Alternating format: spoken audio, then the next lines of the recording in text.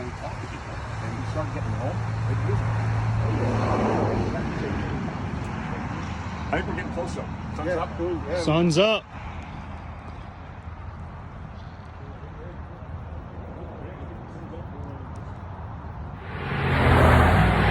Welcome back. We are straight from the road shoulder for our shared humanity. Today's Tuesday, it's October 5th, and it's day 94 for Team FOSH. We just gave you a little glimpse behind the scenes at the start of yesterday, and we'll share a little bit more before I finish today. But first, let's get you up to speed on our journey. We went 19 and a half miles yesterday, in addition to all of the connections in Aledo, Texas, and CBS following us. That puts us 281 miles from Hope, Texas. We have walked 1,379 miles so far. And it really is not as much about the miles that we've walked as it is about the steps that we've taken and the steps that we'll continue to take. Because today's steps are more important than yesterday's. It's always the next step, stepping forward. Sometimes it's about being on the right track, for sure, or staying in the right lane, no question. But it really is more about taking that step forward. That is going to allow us as a nation to heal, and the divide to shrink, and the bridges to be built, and the connections to be made, and the conversations to be had when we walk to the middle, occasionally to find common ground.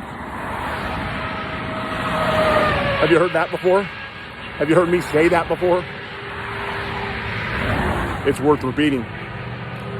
It's worth repeating in order to create the contagious effect that we need this message to grow. Why not? We've seen the negative messages grow incredibly fast and incredibly powerful. And I believe that's the wrong use of technology and the internet and social media. We'll just take one step. You're taking it along with us. We hope that your actions and your voice can help this thing grow. And being with CBS yesterday, CBS Mornings, we've got a shot to get in front of a very, very big audience. And we're excited our message is going to be delivered by CBS. Rodney Hawkins was our producer. His team, Paul and Kenny and Omar. These guys were as enthusiastic about our message as we've seen on our journey. So we know they're going to represent us and tell our story well. We had a great day yesterday. At the first light, we were off, and these roads were busy, but they were behind us. We made it to Interstate 20 in about 6 miles.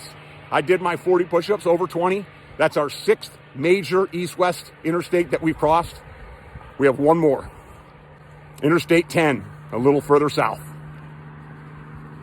Then we made it to Aledo, Texas, and we connected in 2 different restaurants and a wine shop with all of these incredible people from Aledo that gave us their time, their conversation, their thoughts, and we were able to capture that and bring that to life through our message. Cultivate Community Workshop. Josh and Troy, you guys got something special there. Outstanding. Vinoco Wine Shop.